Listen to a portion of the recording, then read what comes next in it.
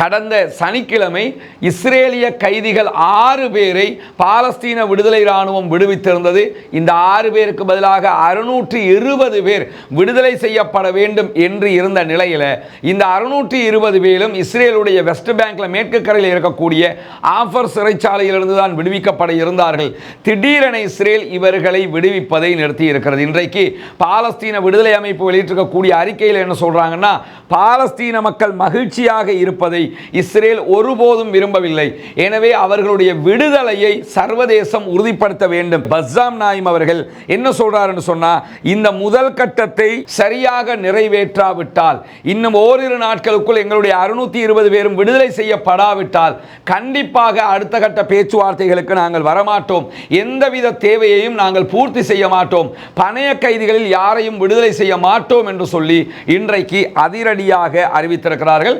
இதனை நாங்கள் மத்தியஸ்தர்களுக்கும் சொல்லிவிட்டோம் என்றும் சொல்லியிருக்கிறார்கள். கத்தாருக்கும் சொல்லிட்டோம், ஈஜிப்டுக்கும் சொல்லிட்டோம், மற்ற அரபு நாடுகளுக்கும் இந்த தகவல் போய்விட்டது. எனவே அவர்களுடைய ஆட்களை விடுதலை செய்ய வேண்டும் என்றால் எங்கள் மக்களை அவர்கள் விடுதலை செய்ய வேண்டும். இன்றைக்கு பாலஸ்தீன விடுதலை அமைப்பு இன்னொரு முக்கியமான செய்தியையும் சொல்லியிருக்கிறார்கள். அது என்ன செய்தி என்று சொன்னால், பாலஸ்தீன மக்களில் அனைத்து பிரிவுகளையும் ஒன்றிணைக்கக்கூடிய, பிரதிநிதித்துவப்படுத்தக்கூடிய ஏதாவது ஒரு அமைப்பு இருந்தால் சொல்லுங்கள், அவர்களிடத்தில் நாங்கள் ஆட்சியை ஒப்படைப்பதற்கு தயாராக இருக்கிறோம் என்று சொல்லியிருக்கிறார்கள்.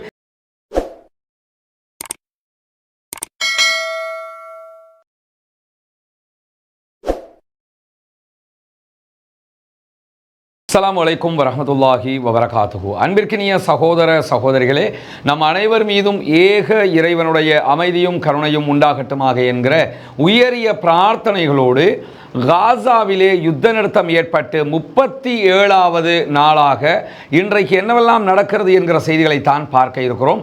யுத்தம் ஆரம்பிக்கப்பட்டு 507 நாட்களாக இன்றைய நாள் நிறைவு பெறுவதை நாம் அறிவோம். இந்த நிலையில் காசாவிலும் வெஸ்ட் பேங்கிலும் பல சம்பவங்கள் நடைபெற்று வருகிறது. குறிப்பாக வெஸ்ட் பேங்க் என்று சொல்லக்கூடிய மேற்கு கரை நகரங்களில் இஸ்ரேலிய ஆக்கிரமிப்பு இராணுவம் தொடர்ந்தும் தாக்குதல்களை நடத்தி வருகிறார்கள்.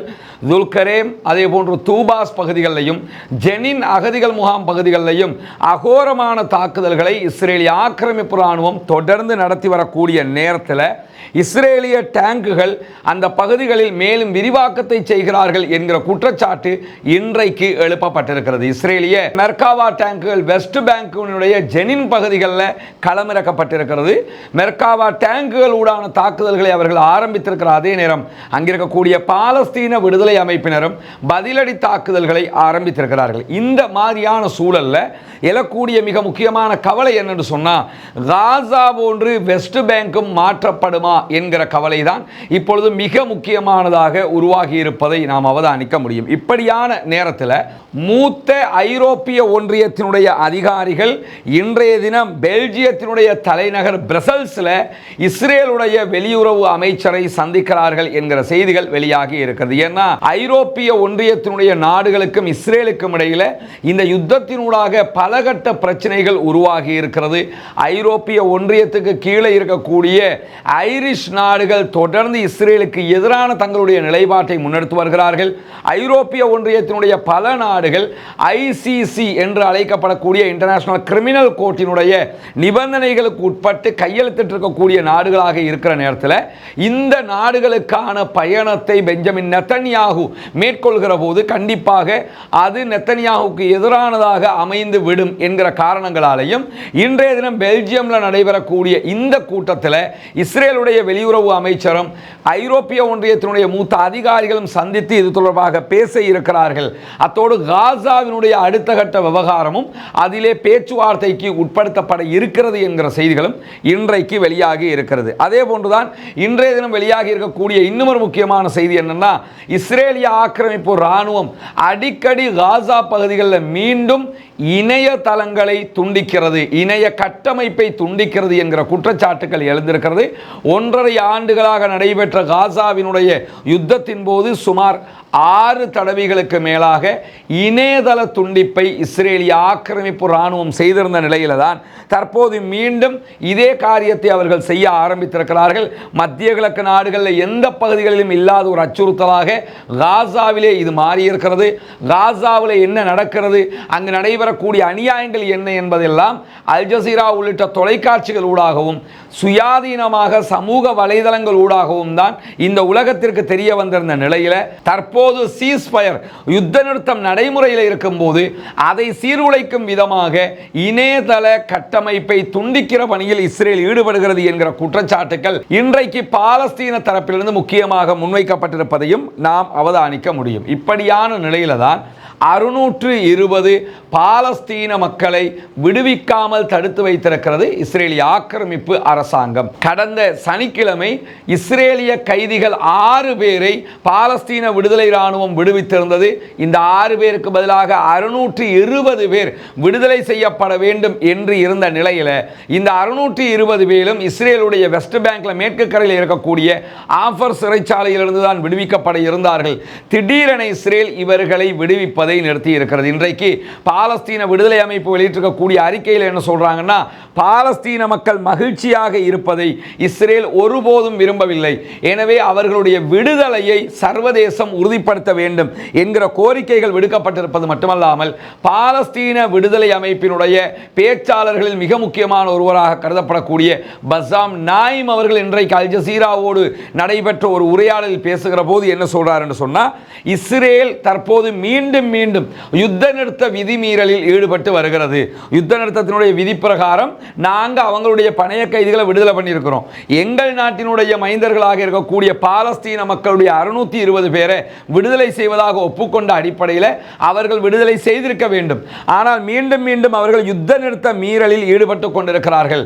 இந்த செய்திகளை நாங்கள் மத்தியஸ்த நாடுகளுக்கு எடுத்து சொல்லி இருக்கிறோம். கத்தாருக்கு, எகிப்துக்கு, இந்த மாதிரியான நாடுகளுக்கு இந்த செய்திகளை சொல்லி இருக்கிறோம்.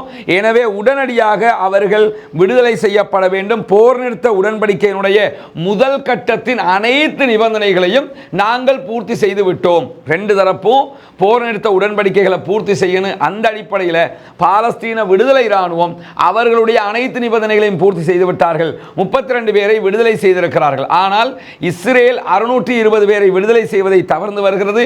அதே போன்று நாட்டுக்குள் காசாவுக்குள் வரக்கூடிய மனிதாபிமான உதவிகள், உணவு, தண்ணீர், அதே போன்று மருத்துவ தேவைகள், இவற்றுக்கும் அவர்கள் தடைகளை ஏற்படுத்தி வருகிற அதே நேரம் உள்ள வர தேவையாக இருக்கக்கூடிய புல்டோசர் போன்ற கனரக இயந்திரங்களுக்கும் இதுவரைக்கும் அவர்கள் முறையான அனுமதியை கொடுக்காமல் தவிர்த்து வருகிறார்கள். எனவே இவற்றையெல்லாம் அவர்கள் செய்ய வேண்டும் என்று சொல்லக்கூடிய பஸ்ஸாம் நாயிம் அவர்கள் என்ன சொல்றார் என்று சொன்னா, இந்த முதல் கட்டத்தை இஸ்ரேலிய ஆக்கிரமிப்பு பயங்கரவாத இராணுவம் சரியாக நிறைவேற்றாவிட்டால், இன்னும் ஓரிரு நாட்களுக்குள் எங்களுடைய 620 பேரும் விடுதலை செய்யப்படாவிட்டால் கண்டிப்பாக அடுத்த கட்ட பேச்சுவார்த்தைகளுக்கு நாங்கள் வரமாட்டோம். எந்தவித தேவையையும் நாங்கள் பூர்த்தி செய்ய மாட்டோம். பணைய கைதிகளில் யாரையும் விடுதலை செய்ய மாட்டோம் என்று சொல்லி இன்றைக்கு அதிரடியாக அறிவித்திருக்கிறார்கள். இதனை நாங்கள் மத்தியஸ்தர்களுக்கும் சொல்லிவிட்டோம் என்றும் சொல்லியிருக்கிறார்கள். கத்தாருக்கும் சொல்லிட்டோம், ஈஜிப்துக்கும் சொல்லிட்டோம், மற்ற அரபு நாடுகளுக்கும் இந்த தகவல் போய்விட்டது. எனவே அவர்களுடைய ஆட்களை விடுதலை செய்ய வேண்டும் என்றால் எங்கள் மக்களை அவர்கள் விடுதலை செய்ய வேண்டும் என்று சொல்லக்கூடிய பஸ்ஸாம் நாயிம் அவங்க தொடர்ந்து என்ன சொல்றாங்கன்னா, ஜனவரியில இந்த ஒப்பந்தம் நடைமுறைக்கு வந்தது. இந்த ஒப்பந்தத்தின் பிரகாரம் நாங்க எங்க தரப்புல எல்லாத்தையுமே கரெக்டா பண்ணியிருக்கிறோம். ஆனா நெத்தனியாகவும் அவருடைய அரசாங்கமும் இந்த ஒப்பந்தத்தை நாசப்படுத்துவதிலேயே முனைப்பாக இருக்கிறார்கள். சமாதான உடன்படிக்கை நடைமுறையில் இருக்கும் போதே 100க்கு மேற்பட்ட காசாவினுடைய அப்பாவிகளை அவர்கள் சுட்டுக் கொண்டிருக்கிறார்கள். இதுவே சர்வதேச சமாதான விதிமுறைகளுக்கு நேரடியாக மீறுகிற செயல்பாடாக இருக்கிறது. அது மட்டுமல்லாமல் எங்களுக்கு வரவேண்டிய தேவைகளை நிவர்த்திக்காமல் அவற்றை தடுத்து கொண்டு வருகிறார்கள். இதுவெல்லாம் தொடர்ந்தும் அவர்கள் செய்யக்கூடிய அப்பட்டமான மீறல்களாக இருக்கிற நேரத்தில் தான் இதை அவர்கள் முழுமைப்படுத்தாவிட்டால், முதல் கட்ட பேச்சுவார்த்தைகள் அவர்கள் சரியாக நடந்து கொள்ளாவிட்டால் கண்டிப்பாக 2ஆம் கட்ட சமாதான பேச்சுவார்த்தைகளுக்கு நாங்கள் செல்ல மாட்டோம் என்பதை மிக தெளிவான வார்த்தைகளில் சொல்லிக் கொள்கிறோம் என்று சொல்லி இன்றைக்கு பஸ்ஸாம் நாயிம் அவர்கள் விடுத்திருக்கக்கூடிய செய்தியில் சொல்லியிருப்பதை நம்ம பார்க்க முடியும். அது மட்டுமல்லாம இன்றைக்கு பாலஸ்தீன விடுதலை அமைப்பு இன்னும் ஒரு முக்கியமான செய்தியையும் சொல்லியிருக்கிறார்கள். அது என்ன செய்தி என்று சொன்னால், பாலஸ்தீன மக்களில் அனைத்து பிரிவுகளையும் ஒன்றிணைக்கக்கூடிய பிரதிநிதித்துவப்படுத்தக்கூடிய ஏதாவது ஒரு அமைப்பு இருந்தால் சொல்லுங்கள், அவர்களிடத்தில் நாங்கள் ஆட்சியை ஒப்படைப்பதற்கு தயாராக இருக்கிறோம் என்று சொல்லியிருக்கிறார்கள்.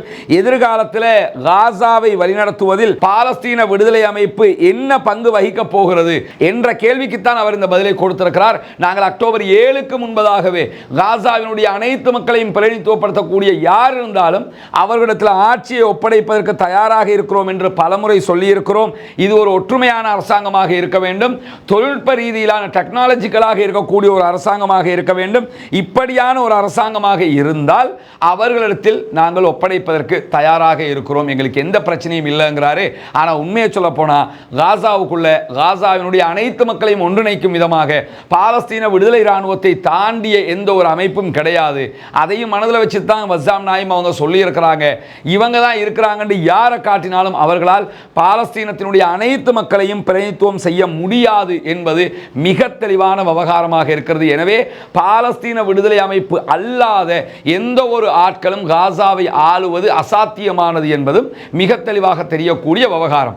அந்த நிலையில தான் இன்றைக்கு ஜெனின் பகுதிகளில் ஜெனின்ல இருக்கக்கூடிய ஜெனின் பெட்டாலியன் இஸ்ரேலிய ஆக்கிரமிப்பு ராணுவத்திற்கு எதிராக தொடர் தாக்குதல்களை நடத்தி வருகிறது. குறிப்பாக சிலாத் அல் ஹரித்தியா பகுதிகளில் இன்றைக்கு நடைபெற்ற தாக்குதல்களில் வெடிகுண்டு தாக்குதல்களை இஸ்ரேல் மீது பாலஸ்தீன விடுதலை ராணுவம் நடத்தியிருப்பதாக கூறப்படுகிறது. அதிலே பல இஸ்ரேலுடைய ராணுவத்தைச் சேர்ந்தவர்கள் காயமடைந்திருக்கிறார்கள் என்பதோடு துப்பாக்கி சூட்டுக்கும் இலக்காக இருப்பதாக சொல்லப்படுகிறது. அதில் எத்தனை பேர் இப்படியான நிலையை அடைந்திருக்கிறார்கள் என்கிற செய்திகள் வெளிவரவில்லை. அது வெளிவருகிற போது அவற்றையும் உங்களோடு நாம் பகிர்ந்து கொள்வதற்கு தயாராக இருக்கிற அதே நேரம் இன்றைக்கும் எந்த விதமான கருத்துக்களையும் அரபு நாடுகள் இந்த 620 பேர் தொடர்பாக தெரிவிக்காமல் இருக்கிறார்கள்.